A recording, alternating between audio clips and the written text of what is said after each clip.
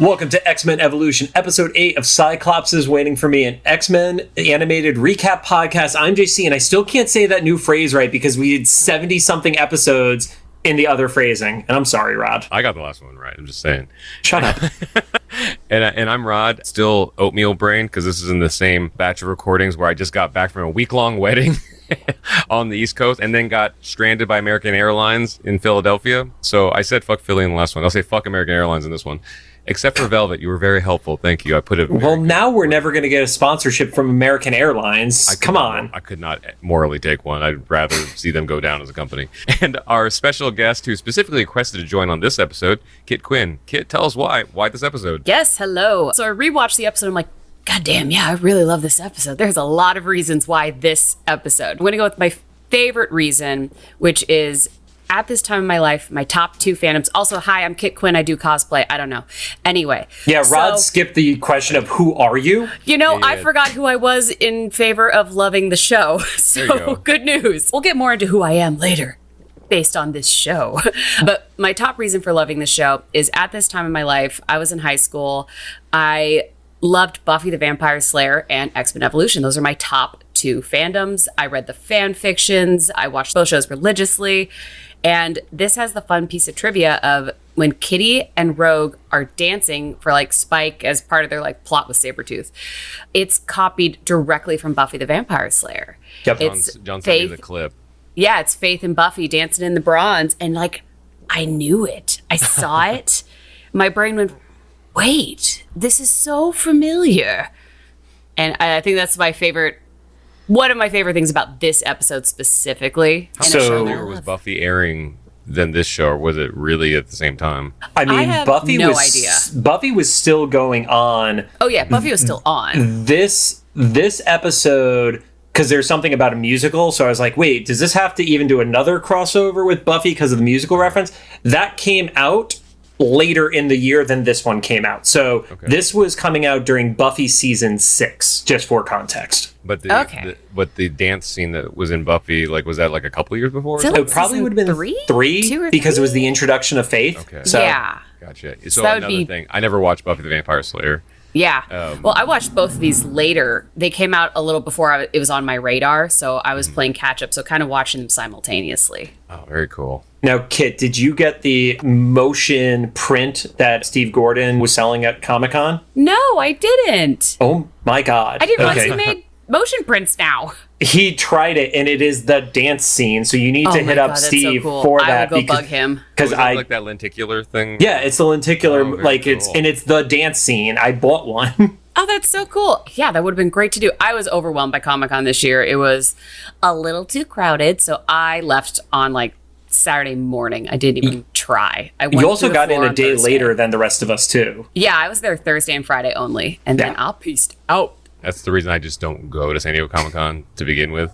I think I went to one of Ruth Ann's Dragon Ball parties once. Yeah. And then left. Because, like, just seeing Comic-Con from the outside was like, this is too much. I don't have the spoons for this.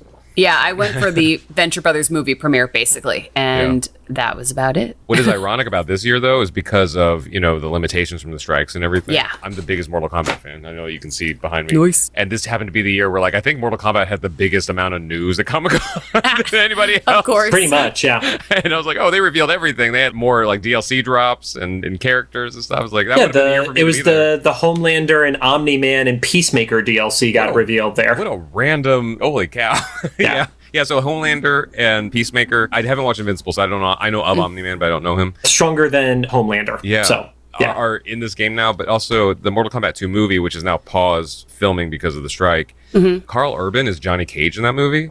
Yeah. So there's a very strong possibility that a Carl Urban skin for Johnny Cage is going to be part of a later DLC of the new Mortal Kombat game coming out. So we're going to have Homelander, and this is a whole thing. Anyway, it was a wild San Diego Comic-Con to not be at. I still don't regret not going, but well, I regret not being able to fight my way to Steve's booth, right? Because Artist Alley was just too much. Even on Thursday, I was like, not worth it. I'll see him on the internet. It was by far the busiest show floor I've ever been on because there's 15,000 or so people that normally would be doing like Hall H or probably another 10,000 that would be outside doing like studio activations. And aside from the Hulu activation where I saw there was a giant blow up version of the Futurama garage, there wasn't stuff outside of the con. So it like, all due respect to Jim Lee, he's done amazing work for the comic book industry. But when he said this show was all about the comics, I respectfully disagree.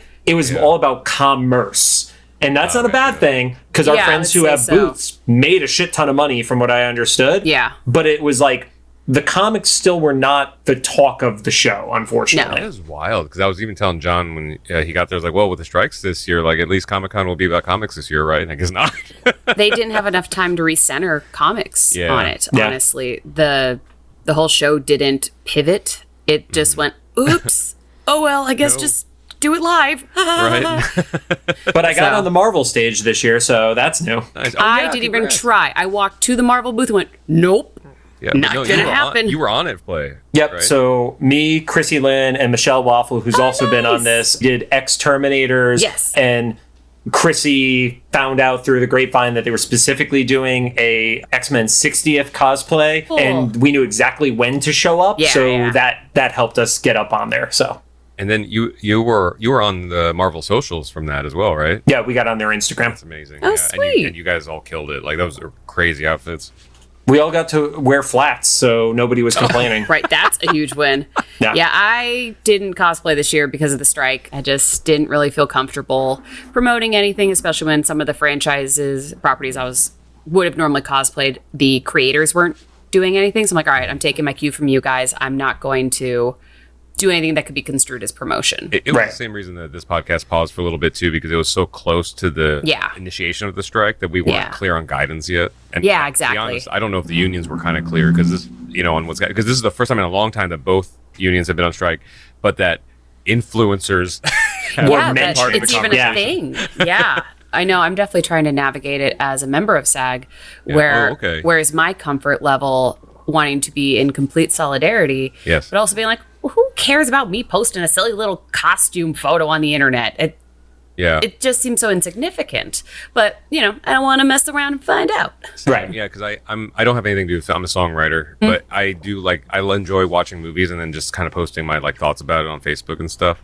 Yeah. And it got complicated because in the past I have received money from studios to do promoted stuff. So it was like, let's just not even get into that area, that orbit of, figuring until everything's all clear. Exactly. I totally get it. Well, just for clarity, the X-Terminators is never going to get a spin-off show on Disney Plus, so I'm not worried about that one getting infused with promotion. True enough. And you guys were all definitely in the comic space of that and stuff, so it was pretty clear. And even we received guidance on this show that animation and voiceover work and stuff from a different union. I mentioned on the previous episode we recorded in this batch that Dan Povenmire has shown his writer's room because they're working on all animated shows as a different union. So it is, we spent a couple weeks making sure that this wasn't struck projects and things. But speaking of cosplay, you said you do cosplay. What more about you can you tell us, since I missed that line? I do. Yeah, it's like, I guess I should mention that. Why do I matter? So I've been doing cosplay for, 15 plus years now, I guess. Wow. It's been a hot second. I've been doing stuff from dozens of shows. I'm trying to think, what is impressive about me? Wonder Woman is always a favorite. My husband's a prop maker, and he's made me a set of chrome armor, which is gorgeous. Your Venture Brothers stuff. Yeah, Venture Brothers is some of my bread and butter, doing Dr. and Mrs. the Monarch. Been trying to do the voice ever since. And it's really good. I've been working on it. I wasn't ready to do it today, but not too bad. What you guys can't see is she just has a giant cigar next to her that she just sucked down to just ruin her vocal cords. My favorite quote from is, "Been smoking since Marky Mark had a funky bunch." So I do that one. Tron, I love electronics, anything that lights up. I have a lot of costumes that incorporate special effects. And I like sewing things that are impossible to sew. I think it's pretty fun to make shapes that shouldn't exist in real life and try to make it happen. And now I'm going to take a sip of water.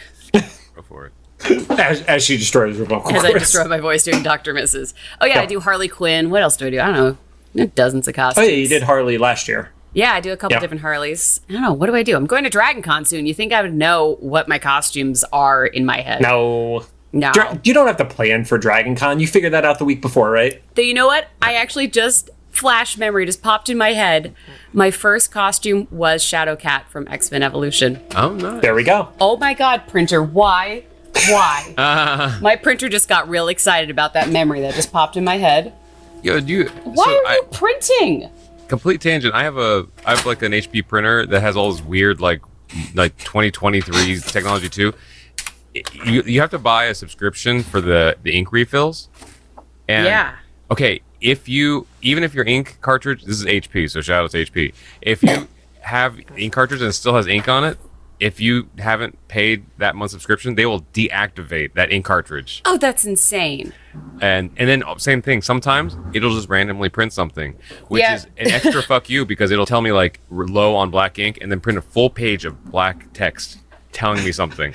Yeah, mine I think is mad at some software I have installed on my computer.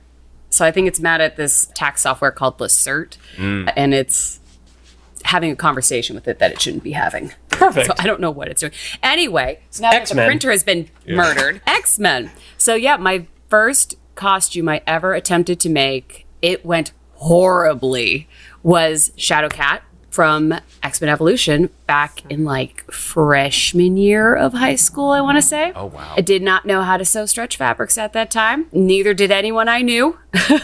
So that didn't go great. Then my mom somehow found one friend who knew how to make me the little blue V. Right. So I could have the little blue V. I didn't have the collar, couldn't quite handle that, but I had a black bodysuit. I had a blue body thong V. And I don't remember what shoes I wore.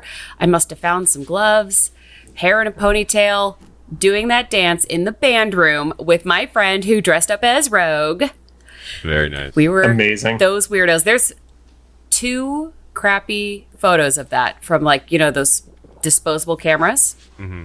So there's 2 photos in existence of me in that costume. I still have it. Oh, and I think I made my X-Men belt out of like styrofoam with felt around it that I drew on with Sharpie. That's hilarious. Can you make sure to send those for us so we can not use it for the thumbnail? Find it. I should try to find. They're very blurry, and you can see me just like whipping my hair as if I'm in that scene. It's all right. We got like 3 weeks between now and when we actually need to make the thumbnail, so you have time. Yeah, I'm sure I have it somewhere. Disposable cameras are coming back and also very expensive. Yeah, isn't that wild? Like I it's think pain in the ass to get them developed. They're like $5 or $10 for the disposable camera, and it's like, remember when these things used to be like $3 or something? Like you had them all the time. You're literally supposed to throw them away. It's called inflation, Rod. Right. I think it's more of like a nostalgia tax, or not like, because it's not even for us. It's for like the Gen Z kids who are like, this is vintage. Yeah, who never experienced it, who never had to bring it to their prom. Like at Five Below, you can buy rolls of 35mm film, but they're like $5 a roll for like some generic brand. And it's like, do you even know how to use this? Now, right? I'm a boomer. Anyway, you are definitely booming right now. Maybe let's get into the show, and we'll go through more trauma soon. Cyclops is waiting for me is our weekly podcast series where we're going back and watching every single X-Men animated episode we can find, along with some bonus episodes. Our first series started with the original X-Men 99. Oh, sorry. See, you did it too. Don't judge me. Our first series started with the original 1992 X-Men the animated series, building up to the release of X-Men 97, which we thought was coming to Disney Plus in 2023, but now it's guess when? I don't know. TBD. Since it's not here yet, we'll need to find some other shows to cover. Some quick reminders. We're a recap show about a series that started over 20 years ago. There will be spoilers, and if you don't want to spoil it for you, pause the podcast, watch the episode, come back. We are definitely not currently sponsored or affiliated with Marvel Animation, Disney, or Disney Plus. Don't forget to follow us on social media at Cyclops IWFM Pod on Instagram, TikTok, Threads, X, and Facebook. That still doesn't seem right to say. I haven't gotten banned off of X yet, so we're still there. But also, X doesn't call X X. Like, they still say tweets and Twitter. Yeah, and Facebook. Or not. I don't know. The whole thing's... Yeah, or not. And Facebook. And, of course, make sure to follow us on your favorite podcast services. Now, on to the show. It only took us 15 minutes to get here. Today, we're talking about Season 1, Episode 8, titled Spykecam. Aired on February 10th of 2000. Currently sits at a 6.6 star rating on IMDb. Wait, so this is out of order too? Because the last episode was in 2001. Oh, then I fucked up. Oh, okay. Chaos. I didn't. That was 2001. I adjusted the posting date, but not the year of it. Oh, okay. I was just making sure. I was like, oh, did they do something like 92? Where like, nope. Okay. Yeah, I was gonna be impressed. Like, oh, it's 2000. Wow, I really did watch it later. Because that would have actually been before the show started airing. So that's just pointing out that JC fucked up on the script. Like, I know I watched it on DVDs until I like caught up, but like, feel Spike, it wasn't that far off. It was not. Nope. Thanks, Rod. Sorry. Maybe proof check shit in the future, so it's not just me. Do it live. To your credit, it took me like 7 times seeing the title of this episode before realizing the pun. There's Spykecam, like it says Spykecam. Oh, yeah. There's yeah, like a couple things that are funny and Easter eggy about this episode, and that can go on the list as well. So, getting into the actual episode, starts off with Sabretooth, who we haven't seen in a few episodes, who arrives at the BS&P, which I'm assuming is Bayville S&P, which I realized at 40 years old, I don't actually know what S&P stands for. Yeah, I don't know either. I do either, yeah. Some sort of school, science in school. I think it's something in power, but I'm not sure. Oh. Like sewage. I don't know. But he climbs a water tower. Yeah. Yes. And then it jumps over to the school. And we see that Spike is not the student that somebody like Scott or Gene is, because he gets a D on his Star Wars program paper. Which, to his credit, it was a horribly titled assignment from the teacher, right? Yeah, I didn't know we had like a Star Wars department of NASA at that time. So watching it back now, I'm like, wait, I thought that was a current joke thing. And even That's Space Force. Oh, see, this is why I'm so confused. No, I'm as confused as Spike. The Star Wars program was from Reagan. Oh, my that goodness. was actually a thing? That was Reagan's shit. Okay, that's... Wait. Yeah. That Goodness. The movie star guy comes up with the names as the president. That makes sense. Wow, okay, I didn't know that was Now a it real thing. makes sense. I thought that was a mess up by the animator. Or the, No, they were more accurate than anything. We're just uneducated swine, it seems. That's right. I went to school in Indiana, so not the greatest education. But yeah, so the teacher points out that he was not talking about the movie. And Evan gives but I like movies. And I don't think if you're in a history class, that excuse is going to fly. Yeah. You know, what a supportive teacher, though, who's like, hey, you clearly need to be taught differently. I'm going to help you out and have you, like, follow your passions and be educated. Yeah. What a beautiful educator. Right? And he kind of looked like Stan Lee. I don't know if that was on purpose or not. Oh, yeah, I don't know. I could see that. He's definitely a better teacher than the previous episode. So, Kit, I know you just rewatched it for us today, but the previous episode was a teacher who takes the kids spelunking by driving on a bus through a mountain. Oh my God, that's right. And like they all almost die. Yeah. And then is just like, oh, cool, I'm going to give you a little lecture and lose half of the class in the middle of the lecture because there's only 6 of them on the trip. Yeah, I love it's like, all right, we all crash, we're all going to die. Let's just go in this cave and do it anyway. And I'm not going to take a head count ever again. No. He literally lost half the group. Yeah. It didn't seem to even try to catch up with them or find them either. No effort. Nope. This show, it really just moves the plot along. Yeah. This caring teacher is just leaps and bounds ahead of last episode's teacher. Here, go vlog. I don't know if that is yet, but go do that. Yeah, right?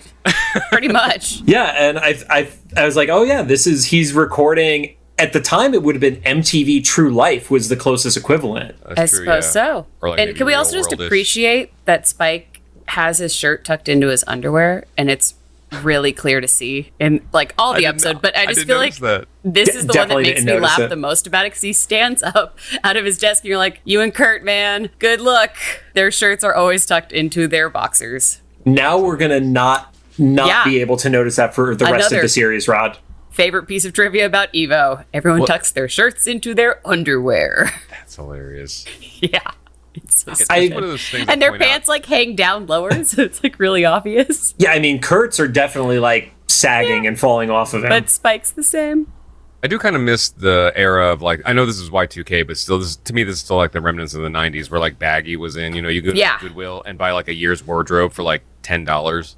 And it's mostly like army surplus and baggy. At least guys could. I can't speak for women, but our clothes were really tiny. We got low-rise everything. Hopes and prayers our butt cracks stayed in when we sat.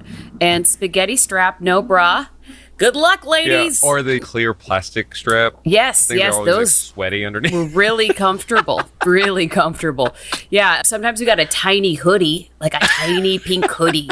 But we'd have to wear those track pants that said like juicy on the back. So when you're 12, that makes a lot of sense. That's like really, really great, everyone. Love I just remember at that time it was when Lita was with the Hardy Boys, and she had the same like, you know, cargo pants that were super baggy and falling off of her. But because it was WWF, then it was like the height of the Attitude Era, her thong was also like just hiked up to under her chest, basically, at that point, too. That was the whale tail, yeah. I've seen that the whale tail's coming back with some of the Gen Z kids. It's true. Yeah, I'm glad I was a Hot Topic kid. I got basically Janko Jeans' younger sibling is what I got for pants. Still low as all get out, like hopes and prayers for your butt crack, but at least they weren't like tight and tiny. And I wore an oversized hoodie because, I was that kid. Yeah. Of course.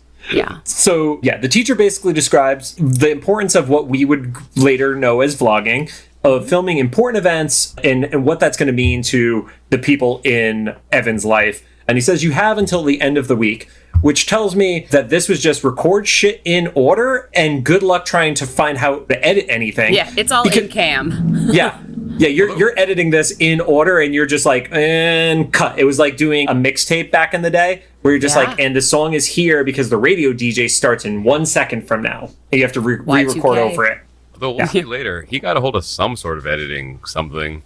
I call bullshit on that. Yeah. I don't Maybe know, Bayview had a nice editing lab there, very advanced, well funded by Xavier. I mean, we have frickin' Cerebro. I'm sure he can handle some Avid. I do remember my dad's old camcorder. You could put text on screen, but it was one, that digital font. Yes, the only font.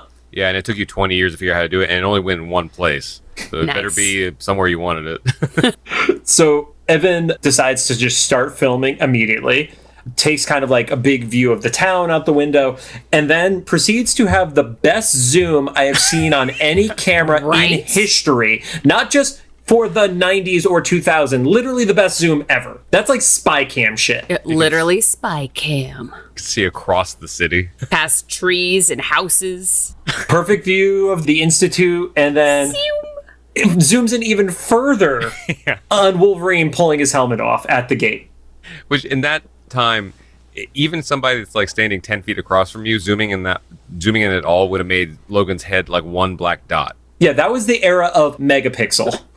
Yeah, they had some advanced tech at that school. Seriously. At the window, all of a sudden you see a blue hand grab Evan, which we all know is Nightcrawler. And Evan doesn't take it too well and just immediately spikes out. Yeah, dude's hairpin trigger there. Well, he even said, I like he has the term for it. He's like, you almost got toothpicked. Yes. That's a great term. I'm going to start using that. You're going to get toothpicked. So Nightcrawler... It's a fuzzy dude. Nightcrawler is saying that his image inducer is on the fritz, which I think this just goes along with the rule that we established in X-Men 92, where people just don't look up. Because I feel like if somebody's standing in front of the school, they're going to notice the blue person hanging into the window. Yeah. Especially if you're like fritzing in and out. Yeah, they're literally glitching. And then Evan gives the solution of, oh, no, it's fine. Go back and skip class. I'll just record class for you. I also appreciate that it's shop class. That's a little bit hands-on. I just feel like of all classes to record shop class seems a little hard. But then again, maybe this is our DIY. We're starting not just vlogging, but DIY build videos. I don't know. It was a choice. It was. Also, congrats to them on having shop class. Those are gone. Those days are gone. Oh, they don't have that anymore? I didn't even have one. I don't think so. I didn't have one. I know. I forget his name, the teacher of that class. Our shop class was actually kind of like useful because he taught us about investing. So our teacher actually had us go out and sell stock on our project to our friends and family for $1 to raise funds to buy the wood to make our product. My group was doing like a placard for like a door and like a welcome sign. Then our class would make them. Then we would go sell these in the community and like multiply the profits and then pay back our original investors like $2 on the dollar. Dang. And that was my first introduction on investing in someone's project. You guys had the highest dividends ever. Like, that's not how actual stock works, sir. But also, like, we didn't really have that cost because somehow my school got a hold of, like, an insane surplus of Norditrack boards. Remember those? Yeah. Like the board, like the things you step on. And so our teacher would just have us plane them off so they'd be wood again and glue them together and make 2x4s. And then we would make our projects out of that. Huh. But anyway, the whole idea was that, like, we would get money from people high school to go trauma. build something. Except this sounds really great. Welcome to our show. Yeah. Also, I want to point out, when we did X-Men 92, basically none of this shit would ever come up in any way, shape, or form like this. I couldn't imagine it would have on that while talking about that show. But then Sabretooth sees Nightcrawler through the binoculars, and we cut to the intro. We've talked about this one on past episodes, Kit. What are your thoughts on the intro? Because obviously, it was following one of the most iconic intros with X-Men 92. What are your feelings on Evolution's intro? Rewatching it, it's like, oh yeah, I loved this. Was I sure? I don't know. I could skip it. And I'm not normally an intro skipper. I will always watch the intro and the outro. And this one I'm like, oh, no, I think I'd rather just get to the show. But I can see what they're trying to do. The music is evocative of, they were definitely trying to coast on the coattails of the original animated series there. But yeah, it's a little synthesized. It's a little bleh. It was exciting, but not memorable. Like there wasn't something you could remember from it to the definitely not. Where there were 2 episodes we watched today, I realized that when the battle scene happens, they actually use the theme song in the battles, but you don't really recognize it unless you're listening for it. Yeah, I've been listening to the musical cues in it more because I'm having these memories of like songs that I used to really like that they used in the show. So I'm like trying to listen for those songs that haven't come up yet. So I'm like, okay, must be like season 2 or 3. But yeah, I have heard the reuse, the recache of their main melody there. Also, I don't know if this is the case with this show, but if you remember, I didn't know this show actually used real songs in it. If they used real music in it, it may not appear in the DVD or the Disney Plus version because they may not have licensed it. That's true. They may replace it with some stock music that is similar. So far, nothing's been off to me because it was nothing that you would have heard on the radio to my memory. But there's just songs that I'm like, I remember it from that show and I thought it was nifty. Gotcha. Because I was that kid. The kid who said nifty. Yeah. Coming out of that, Evan is very creepily already starting to record people without getting consent. And he's recording Kitty and Rogue, who are getting into an argument about Rogue taking Kitty's novel. And they didn't say book, they specifically said novel. Yeah. So. Yeah, at first I was like, is this supposed to be like her class book? And then, nope, it's just a book. Matter. You know, the show really doesn't try too hard to make conflict arise or to move the plot along. It's like, well, we need them fighting. Yep. I don't know, fight over a novel because Kitty's smart and reads novels. I don't know. Me and John have talked about this before, but like, I'm not in love with this Kitty yet, at least the way she behaves. Maybe she's super annoying at the start. And so there's a point where in this argument, Rogue is like, I'm going to be ill. And I'm like, I'm with Rogue on this one. Yeah. Kitty starts out pretty one note, pretty annoying, but she is my favorite character by the end of it. I don't know if you're going to come around to it because I was a high school aged teenage girl. You know, maybe a little more resonation. But again, I was also the Hot Topic girl, so I don't know what landed. I don't know how this happened. Well, I kind of know how this happened. She's a little bit more Valley than I would care for. It chills out a bit more as it's like spoilers. What fucking spoilers? It's been like 20 years. Once her involvement with the Brotherhood gets going more, I think she gets a lot more interesting. Once her and Lance's relationship start to develop more, it adds so much more weight to her character. So she's not just this Valley girl, preppy little annoying. She actually gets cool. Right. I think you're not the only one that said that. Another mutual friend of ours, actually the wedding I was just at, he said that Kitty was his first crush, favorite character. So like, okay, I'm gonna have to give this time because the person I'm talking about is a very intelligent person. Yeah, now this is not checking out. You have to give her some time because she is super one note, like whatever right now, and that's it. Yeah, and this friend literally does like documentary style videos about comic books and comic book world stuff. So he's not like he's a casual. Like he absolutely knows every version of this fucking character. So Kitty will come around. I'll give it her a chance. So at that point, as they're arguing, you also start seeing a bunch of posters up for Dracula the musical. Which is that real too? Rod, I came to ask you that because you are the fucking music guy. I don't remember that being a thing. If it was, that was a deep cut. I think it was a joke about Buffy the Vampire Slayer. Okay. So, according to... Did you ask Steve? Does he know? The Evolution Wiki, that it was apparently one of those... It was called Dracula the Rock Opera, which was one of those, like, plays or whatever that your school could license. I didn't do any follow-up research other than blaming the Evolution Wiki. But yeah, that was apparently a thing. Even though the character who we're about to meet, that Kitty bumps into and gets fucking obnoxious about was supposedly the one who wrote it in the show or something like that. I don't fucking know. This guy's like a one-hit wonder, too. I don't remember this character ever showing up again. He's the star of the show, and then bye, babe. Yeah, he's like the 5-second love interest. Yeah, the 5-second love interest. Again, this show's like, what do we need for a plot? So I just Googled Dracula the Musical. I'm sure there's one. There's one that started in 2001 in San Diego. How about Dracula the rock opera, since you're Googling? But also the musical one, it's still going. It was last production of it was in 2022 in Munich. Huh. Okay, hang on. See, I thought this was all just a bunch of Buffy references because we have Spike, who's, one of the vampires in Buffy the Vampire Slayer. We have Dracula, obviously vampires, Buffy. That was my first thought, is it was because of the Buffy reference. Yeah. That's just where every dot connected for me. Hang on. Okay, so Dracula the Rock Opera is a reference in Forgetting Sarah Marshall. I forgot about that. Oh.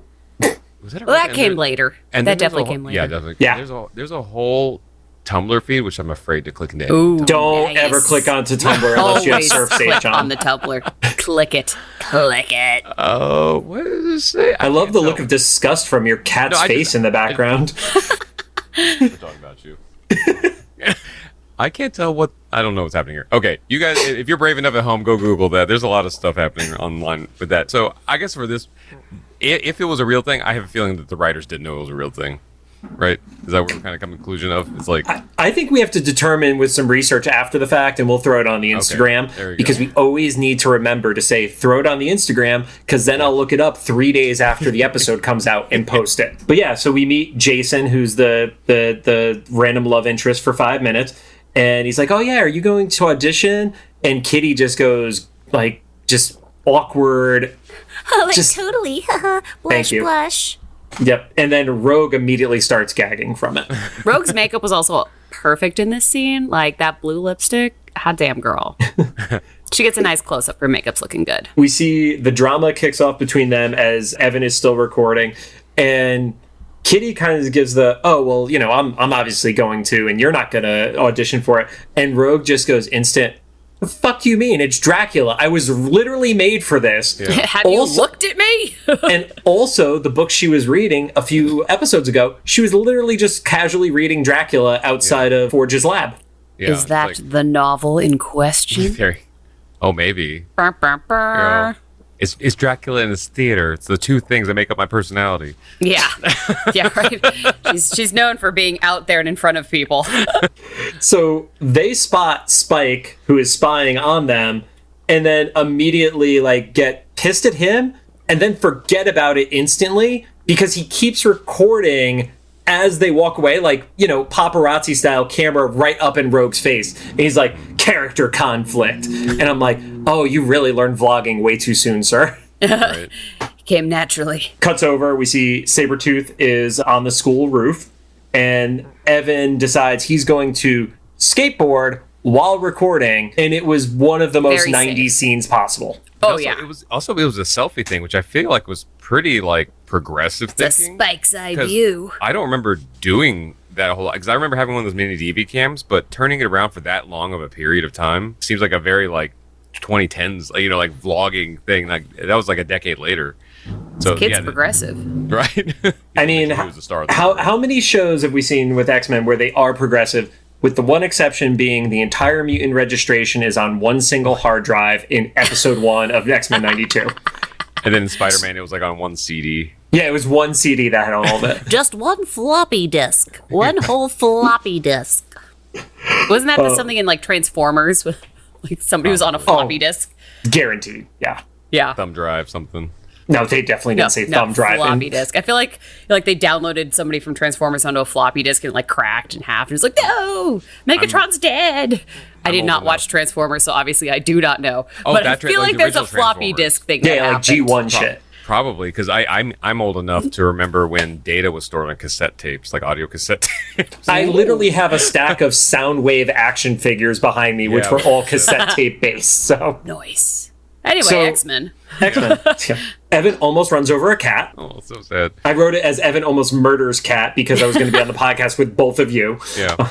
And then Sabretooth jumps in and only steals the camcorder, which seems like the most un-Sabretooth moment to me.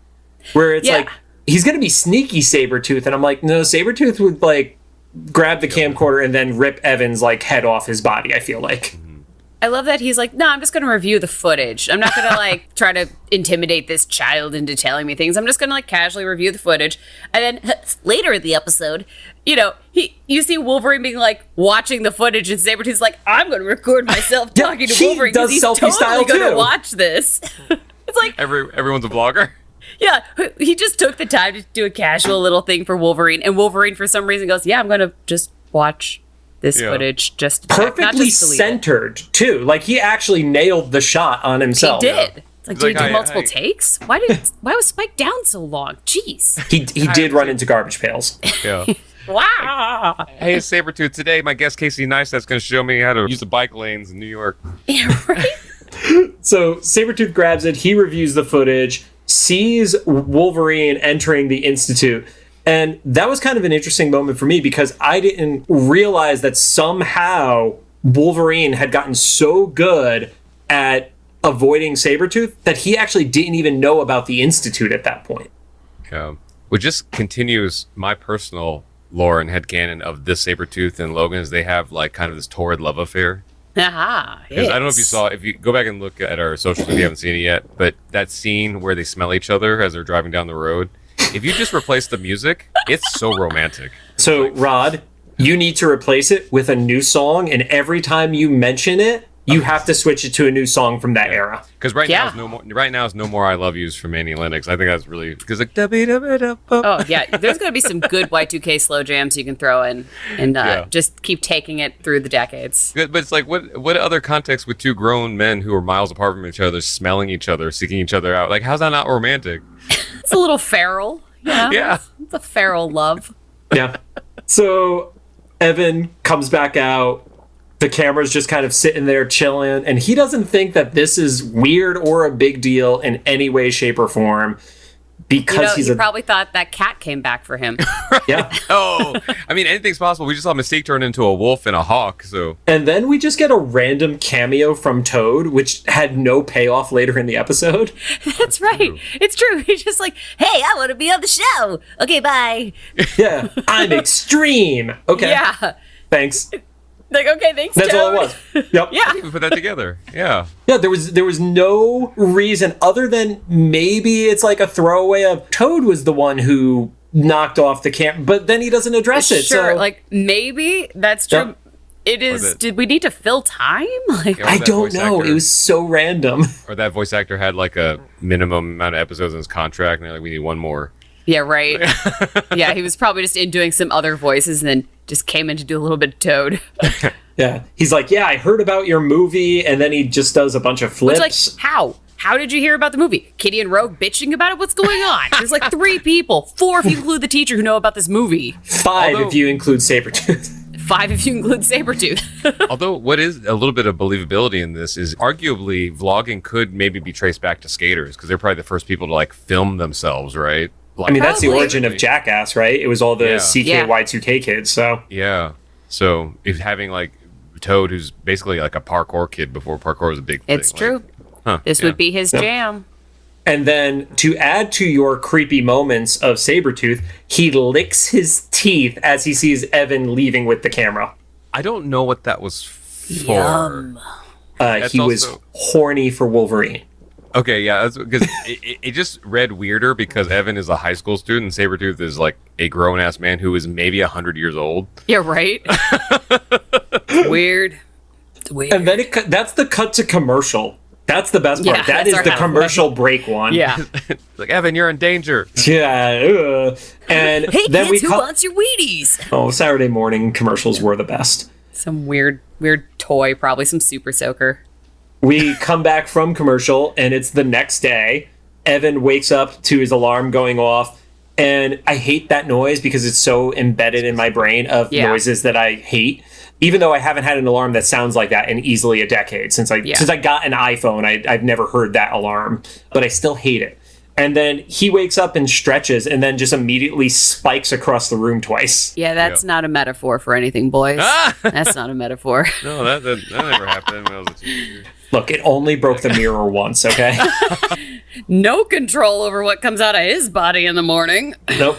So he breaks the mirror, he breaks the light, and then Storm on this show has no boundaries. Yeah. She's walked into his locker room when we had the Quicksilver episode, and then just knock, enter without waiting to hear, oh yeah, come in, I'm not naked, or... She's not from America. She might have different cultural standards. Let us not judge. Maybe it's co-ed lockers. I kind of chalk that up to being like the cool auntie. Yeah, she is the cool auntie, though. So, she is the cool aunties in like immigrant families. They're like the supermodels, they're just like, they just belong everywhere and take up space and stuff. So I feel like that's her role in this. She's the auntie. I can literally control weather. Yeah. Well, and we also know Actual he considers her the cool auntie because later on he refers to her as Aunt Roro. Like, he doesn't actually call her Aurora or Storm or anything. Like, she gets the cool aunt nickname. So she sees the camera and... what was it? The Evan Daniels perspective is what he refers to it as. And she's like, yeah, but maybe let's not stick to the Spike eye view of it. And she's like, we need to check the film first because she definitely knows he's recording shit he should not be. Yeah, it's like he's super trustworthy. Yeah, in a secret mansion of superpower people are trying to like stay hidden. Yeah. Cameras are definitely good. Here's a footage of the danger room. Then we get the thing that I don't think would be animated today. Jean is in her bathroom holding a sweater up as she's wearing just a t-shirt, and he's like filming through the crack in the door, and it's like, yeah, it's like Porky's moment. Yeah, it was very much it feels very like of an era gone by. This is such a classic. You would expect this scene from shows of that time and earlier. Yeah, but definitely not later. Well, but it was American Pie. Brother. Yeah. In this show, in a previous episode, Nightcrawler asks Forge, she's like, can I go into the girls' locker room when they're in the middle verse? And he's like, no, it ends right before the thing. I was like, that's right. They do have that. Point. It's like, there's a thing to put in there. He was stuck in an alternate universe, and that was his first. Yeah. I mean, he's a teenager. That's true. That's accurate. But like, they put it in a show. Yeah. Yeah. Jean gives the rightful reaction of telekinesising the door closed and throwing Evan against the back wall. Right. Jumps over. We see Wolverine is setting up a battle training simulator. And at first, I think he's setting it for himself, but then it's revealed that he's also doing this next to Scott. And I couldn't tell if it was like a teamwork simulator at first, or if they were competing with each other on it. But essentially, they have a big sidewalk that leads up to the Institute that just tries to murder you. It sounded like Surprise Scott, though, because I do remember that being like, okay, cool, Wolverine training, being a badass, then Surprise, Scott's here too. Okay, I guess he's a goody-goody who likes to work hard and train and stuff, which they do kind of establish. If he's always like, hey guys, let's do a morning training session. Let's keep going. Yeah, he wants the homework that murders you. Yes, he does. And then I wrote down explosive dodgeball. Yeah. Because this is not Danger Room. This is like real. Yeah, this is their lawn. Real Danger Room, yeah. Yeah. Yeah, it's real Danger Room because he has to like save Spike's ass later from like being murdered by the lawn.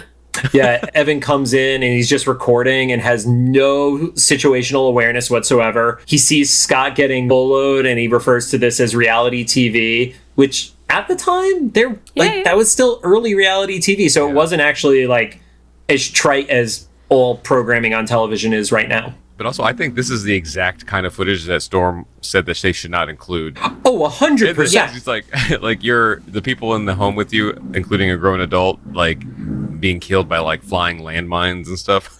I mean, as established, he's not great at following directions, Mr. Star Wars. But can you imagine being that teacher, seeing the footage later and be like, I have to report this to the police? Yeah, right. I need to call Child Protective Services. I don't know. I feel like the FBI. Or there's some levels. Or you're going to be like, this kid needs to go to Hollywood right now, and he's going to be our VFX guy to do the next Star Wars. Yeah, and apparently all of his friends are the greatest stuntmen in the world.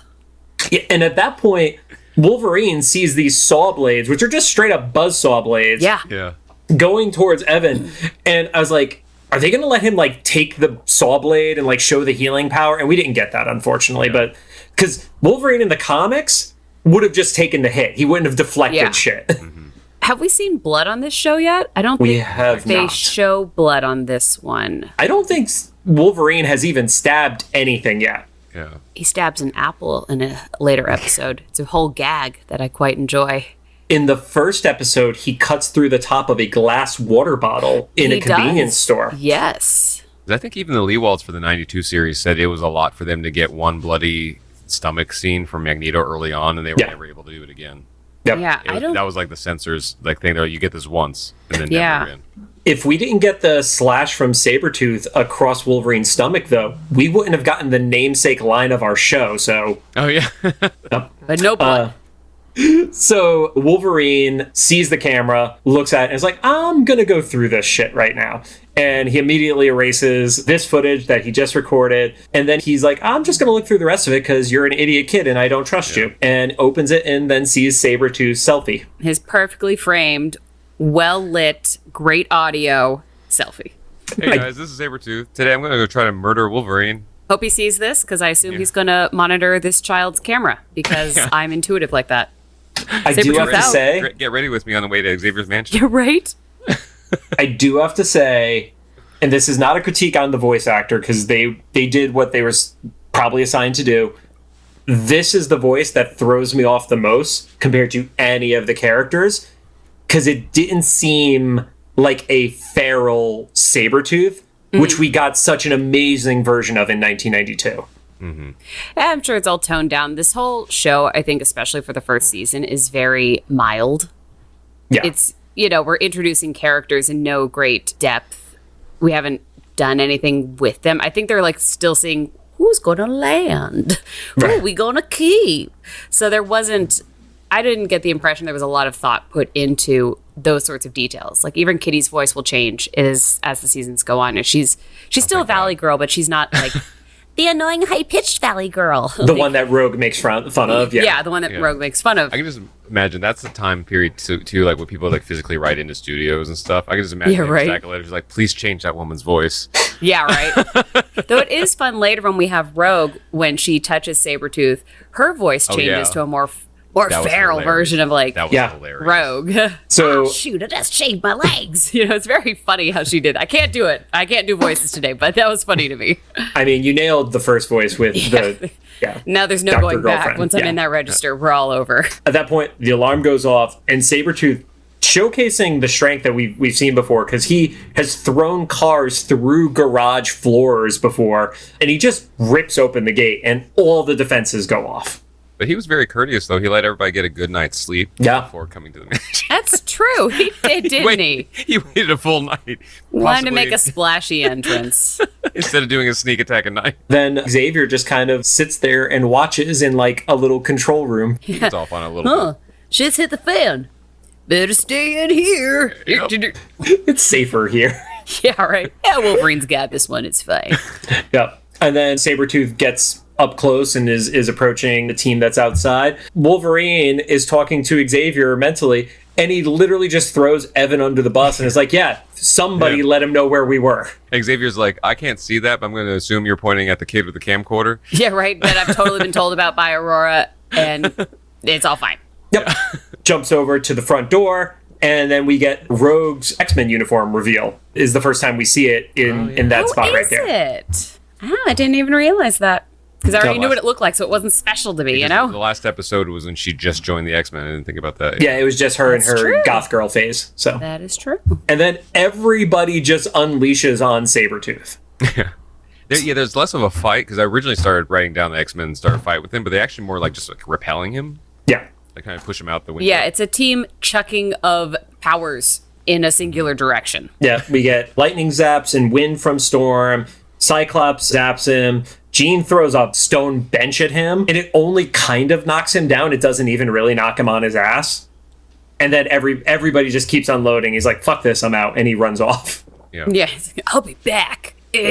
Wolverine tries to follow him. He gets to a stream, and as soon as he hits the water, apparently the whole love interest dies away, Rod. Right. Well, the pheromones get down. You're about to say, the scent, right? Gets washed away. He's out of the spell. He's like, someday I'll find you, and we'll have our life together. Yeah. Back at the Institute, Xavier thinks that the defenses are going to deter Sabretooth from coming back. I don't know if I necessarily believe that theory, but we're going to go with it for Chuck. He's very easygoing, that guy. Yeah. He's a casual. He's not worried. And Wolverine says, well, he's going to want to try to get me out of here, so he's going to take a hostage. And at that point, we see that Evan was by the door and overheard all of this. Wolverine ends up being like the smartest guy in this series, like in the X-Men team. He is, like, actually. Yeah, he's quite the strategist, quite a level-headed guy for the most part, honestly. It's like in almost vacation mode for Wolverine. You're right. Like, you know, he's still got, you know, half an eye, but he's kind of on vacation. Yeah, and don't spoil this one for us, Kit. I'm genuinely curious if we're going to see a point where he does go into full berserker, because we see angry Sabretooth here, or sorry, angry Wolverine here when he's like up close and personal with Sabretooth, but he hasn't lost it. Like we've definitely seen, you know, Wolverine locks himself in a room with the Sentinels and just goes apeshit. This Wolverine has been more calm, and like even in the first episode where Toad like rushes by him and Xavier's like, no, let him go, and he's like, okay. Like that's not the Wolverine I'm used to. I'm used to he's gonna stab him through the face, you know. Like I said, season 1, everyone's pretty mellow in their character. Everyone develops it quite nicely, in my opinion. Nice. So we'll see where you guys land on what you think of his development, but he plays a bigger role in a very nice way going forward. I mean, his role with Kitty has already started to show a little bit, you know, calling her half pint of this mentorship that he has with her. And that's really fun. And then there's more, you know, there's more. And I did share that with Rod when we were going through X-Men 92 of part of the Wolverine relationship that we saw with Jubilee. While that did also have some place in the comics, a lot of that was lifted from how he did interact with Kitty when she was introduced in the comics too. Yeah, so they lean heavily into that, and I don't want to spoil how Wolverine's character develops beyond that. Stabs Xavier right in the face. Right. Oh, that was the dream episode, yeah. Oh, yeah, it's actually season 4. Better than the fairy tale episode. There is no season 4. Yet. I will. The show ends on a cliffhanger, so it's like, bring it back. Well, I mean, it's not like the world's worst cliffhanger, but it's like, we could have had more. Well, now we know what people are going to campaign for when X-Men 97 wraps. Yeah, right. So, jump to the hallway. Kitty and Rogue are arguing over the soundtrack to Dracula, the rock opera. Which is something I think, like, Gen Z kids might not completely understand. I mean, I know they understand that it used to be CDs, but understand that was the only option. So if you had one copy of the CD, it was early enough in the morning, you had to share something. So get your Discman out. I remember being in like show choir and learning parts or something, and if you only had one copy of a tape or a CD, like you had to split it physically. So frustrating. Yeah, and when you would use your headphones, normally most people didn't have headphones that you could like split off and each listen into one of them. You had like a more headset style. Yeah. So it wasn't convenient to like lean up against each other and share that. Not that I think Kitty really wanted to help Rogue either. No. So, of course, there's multiple boom boxes that we see in this show, including in the next 2 minutes. Yeah. We all just couldn't grab the boombox and go hang out outside. We had to just fight over it. Okay. I think at that point, Kitty was just being spiteful, if I'm being honest. Kind of a jerk. Evan approaches them is like, hey, I can help you out with this, but I need your help with something too. Cut over, we see Sabretooth stalking through the trees. They go out on their moped with, what's it called when you hold on to the back of something on a skateboard? Is that skitching or some shit like that? Oh, I'm not cool enough to know. I only know it because of Tony Hawk's Pro Skateboarder or Pro Skater. That's not that's not a thing of me being cool with skate decks, despite the fact that I now own, after Comic-Con, I think I'm up to 16 skate decks in my house just as artwork. Oh, you fancy. I can't ride a skate deck to save my life, but I own. And Rod, we still have to open the X-Men one because you haven't been over to record. Thanks, Rod. Oh, yeah. No, great job. I also I feel like it's an unbalanced barter though, because like I'll help you with your musical if you're bait for a feral blood sucking. Yeah, that maybe not as equal of a trade, but hey, the competition's hot. Right. I mean, if you really want to, although I don't see how Kitty got anything out of it. Like, Rogue at least got dance moves out of it. Kitty got nothing. Yeah. Kitty liked attention. Kitty loves attention. Don't Don't doubt Kitty's desire for attention. Maybe that's why I bonded with her. High school trauma. Just had to circle that back. Yeah. Sabretooth is stalking. He's following them through the trees. Back in the Institute. I don't know why I call it an Institute here and not the mansion like I did in 92. Whatever. But Wolverine stops Cyclops from going out and getting a burger. And he's like, no, you have to stay behind because there's a murderous animal that's outside. Like, oh, good point. Cyclops is like, oh, yeah, Evan, Rogue, and Kitty just all left. Yeah. Yep. Oh, about that. So we cut to the scene where they're dancing in a random clearing in the woods. And Rogue is awkwardly dancing. And I was like, oh, that's not the clip I've seen online before. I hadn't even watched the clip that you sent me yet. And I was like, was this what everybody was talking about? I guess. The bad dancing? Yeah. Nice. Yeah. And then Evan is like, well, why don't you just like give her a quick little tap and just steal the dancing part? And they're like instantly like, what the fuck is wrong with you? Yeah. Like, dude. Did this have a little air of like, once again, this is 90s Y2K thinking, like where like the teenage boy asks like two of his female friends to like just peck each other a little bit? You know? Did it have a little bit of that energy? It might have some of that energy thinking back on it. You know? Yeah. This whole Spykecam episode, though, right. you know? Because he's got a camera. He's like, why don't you just touch her a little bit? Yeah, just like get a little closer. Which, you know, the Buffy and Faith scene that the dance is ripped from, Spike is actually like stalking them in the bronze, if my memory serves. I believe so. I should have gone back and watched that episode. So it is kind of Prowly, a little voyeuristic if we do take it in the full context of what was happening in Buffy into Evo. I'm also trying to remember, something was wrong with Buffy in that episode. Like, she was in like Faith was in her body and she was in Faith's or something. I thought it was the whole bad girl mentality of it was just like them like shirking responsibility or something like that. And I don't remember if there was a magic reason for it. I think there's an additional reason to the bad girl vibes to it, but my brain won't tell me now. But I think there was like one additional element that made Buffy be like, yeah, leather pants, let's go. So it makes it kind of funny if it's like the opposite situation where we have Rogue and Kitty, where Rogue's like stealing it from Kitty. And Rogue is the bad girl out of the two by comparison. Yeah. But they do like a quick little tap, and then we get the Buffy dance. And we'll screen record and share it. We found a great video on YouTube that shows the two dances side by side with each other. Yeah, and they're perfect. Spot the fuck on. Like even the way like hair is swinging and the camera movement, it is perfectly on. I'm assuming that wasn't the clip that you showed me. That wasn't the song that played in the Buffy clip. Oh, I don't remember what was in the Buffy. I don't remember what the Buffy music was. They were just in the bronze. Okay. It wasn't the same music. Yeah. Because there's a clip that John sent me that it seemed like it was music added after the fact and wasn't part of like the show. Yes, I think that was just generic music that was in the clip I sent you. The song, and Rod, you're the music guy, so you probably should have had this, but the song is called Who Am I Now? Apparently that was also used very briefly in Rogue's introduction episode. It was a little more like muted in the background scenario. Kit, just for context, we have been searching for the song that was used in X-Men 92 when they introduced Dazzler, because it sounds like a full-fledged song, to the point where Rod has talked to people who worked on the music team of the show, and nobody knows what that fucking song is. Oh, how funny. Yeah. Oh, things that get lost to time. I just know from previous trauma not to dig too much, because it's caused a lot of drama in the of stuff from the 90s. It's like, where did that music come from? Let it go, Rod. Just let it go. You see them doing the Buffy dance. Behind Evan, Sabretooth walks by, and then he just charges on out. And then he just attacks the boombox.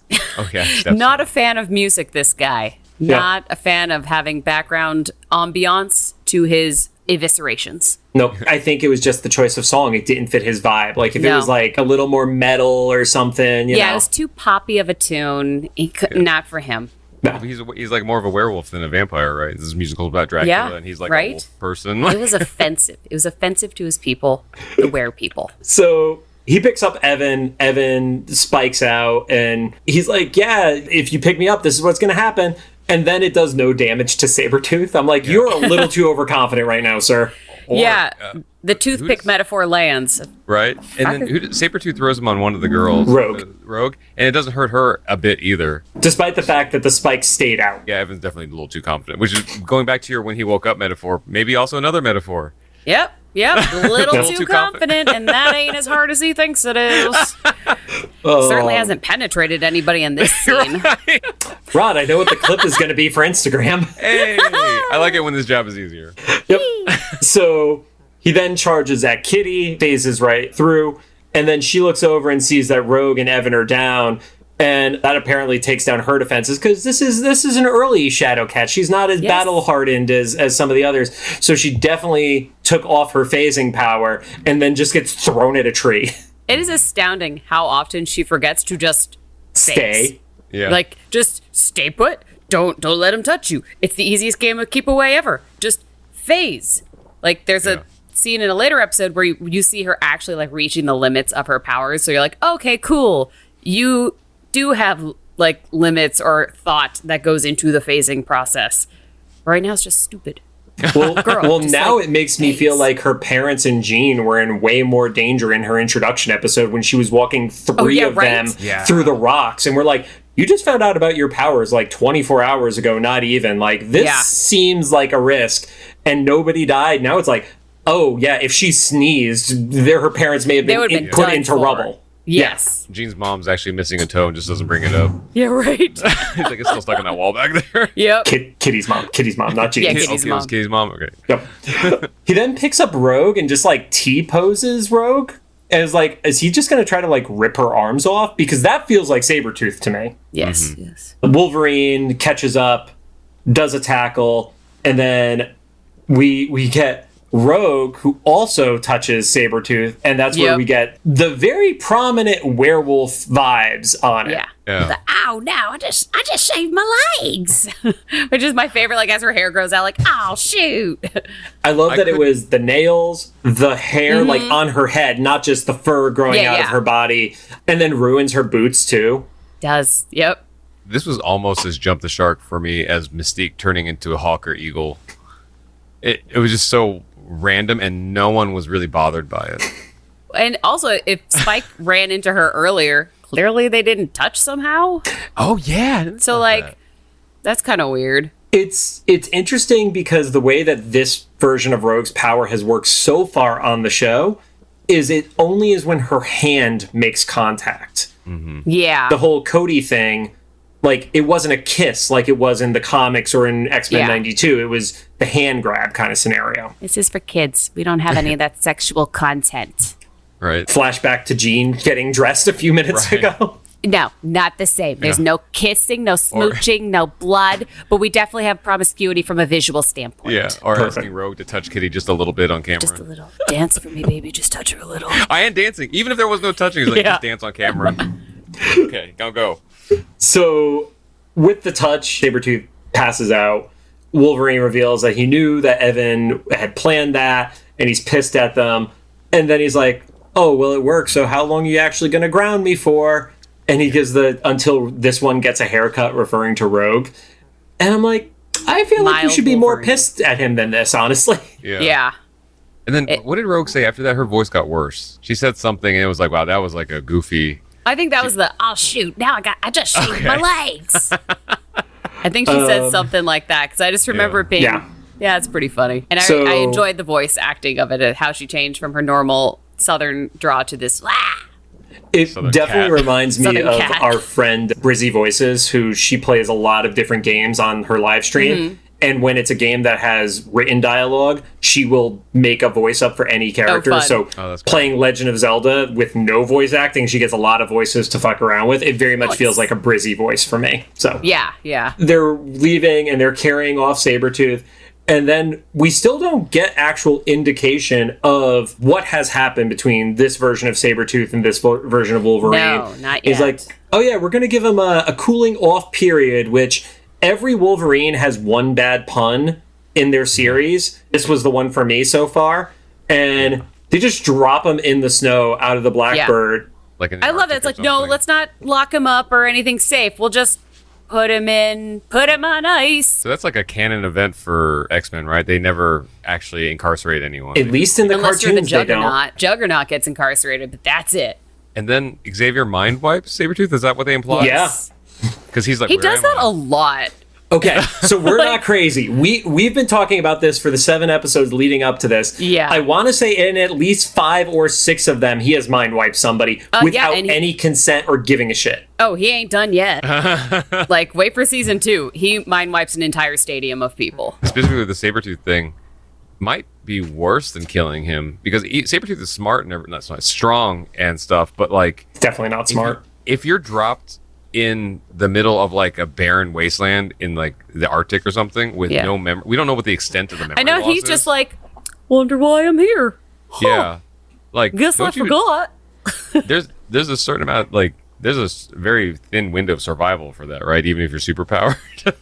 I think if there's one who could survive the fur it's coat is gonna keep him. I think the large fluffy pelt he has on his. He's also the mutant healing factor guy too. The healing thing, I forgot about that. Yeah. It takes a lot to kill him and Wolverine. So I guess maybe I don't know. So it's like maybe that was the whole point of the cooling off thing was like they kind of tortured him because sure, just slows him down at least. He might not die, but he'll have like a really bad few weeks. Yeah, slowing him down. Jumps over and we see that everybody's seated to watch the rock opera, and right as the play is about to start, we cut to Evan's school project, which I still feel like showed stuff that maybe you don't want to have in your school project. It's definitely like, oh, okay, we're showing combat training. A light version of combat training, but like combat training at the Institute. Okay. Also, there were title cards. It was kind of edited together in and out of sequence. Yeah. So it starts off, he's talking about his family, which he considers the X-Men, shows him skating, and then the karate training, as you guys mentioned. Interestingly enough, black belts for Logan and Scott. Kurt had a brown belt. Rogue had a red belt. And Kitty had a yellow belt, which... I don't know how the ranking goes. I just know black belt's the top. Yellow means you showed up to class and paid the check. Yeah. Oh, well, so you could get yellow tip. That's like you signed up. Well, when you're untouchable, karate don't matter. Which is just ironic if you know anything about the comic version, because Kitty is the one who literally in the comics trains as a ninja. I do know that. Wow. It is funny. I've never noticed their belts, but half the time I'm like working on something else when I'm watching the show. But yeah, so that is extra ironic because I do know that from the comics. Yeah. Rod, I have to send you some shit from the Hellfire Gala stuff that happened with the current stuff. Yeah, there's some ninja Shadowcat stuff going on in that. That makes sense for her to be a ninja, though. If she can phase through walls, that's like the extra power that a ninja would want, right? Yeah. The Hand was very fond of that. Yeah. I would have loved if this episode ended not just on that vlog, but that vlog ending, and then like Cyclops or Storm like turning it off and be like, yeah, you definitely cannot turn this in. Right. Yeah, right? Yeah, it's just them all watching going, what the hell? Dude. Why would you do And then this? he fails the class. Yeah. It shows Scott washing the car, because that's the nicest thing that Scott can do without yelling at people. Kurt then soaks Scott and then destroys the camera because that thing was not waterproof when it got shot with the hose. Yeah, and that specific era of camcorders and stuff, if there was too much moisture, it was ruined. If you breathed on it, it was ruined. Well, I mean, it's super zoom, so it's clearly high tech. It's a different level of technology. We see Jean, who is molding a sculpture of Xavier's head out of clay, and then refers to Xavier as his new dad, which... Weird. His actual dad isn't dead.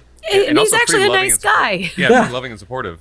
Yeah, he was okay with this kid being a mutant. Yeah, it's kind of weird. We see Auntie Roro on the piano, and then he used the footage of Rogue and Kitty dancing, and then he used the Jean footage, which makes me feel confident that Storm did not review this footage. Yeah. Yeah. Different standards. Again, different standards. Don't you judge. Maybe being in a shirt is not a scandal, except to our American eyes. Well, she's just wearing clothes. No matter what the event was happening in that bathroom, just the framing up through the door frame. Yeah, it's not good. I can imagine the teacher watching and be like, I don't think I should be watching or it's the other degree, and we have to put the teacher on a list. Yeah. Yeah, Spike aced this one. Sir, would you like extra credit next week? Yeah, right? And then it cuts back to the stage, and apparently both Rogue and Kitty got the female leads for their part. Yeah. Super progressive. So, like, yeah, both.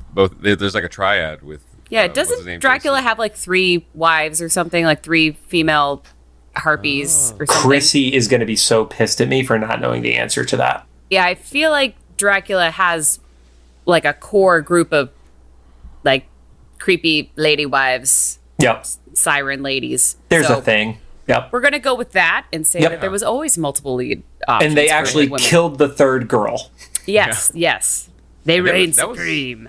That was a heck of a stage production for our high school too. That they only There's a did in lot of apparently money. 1 week because he had until Friday to finish the project. I had just assumed it was a month or two later, but yeah, if it was, yeah, no. that Well, he a was week also later. already cast as the lead, so clearly they're just looking for a couple background filler people.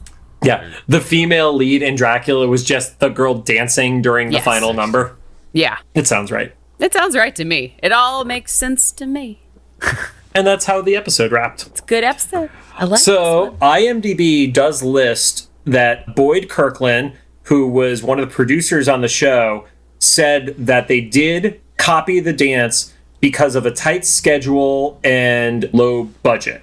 But I could not find the source of where Boyd said that. So Sure. we take it with a grain of salt. You know, like when we got something from the Leewalds that was actually like the opposite of confirmation on a rumor, I updated it and I made sure to put our link on it. They didn't do that. But yeah, apparently it's definitely, nobody will doubt that that's what was done. It's just the reason for it. Who It knows? was at least rotoed, even if it wasn't in meant to be that way or whatever. Did you hear that episode with the Leewalds?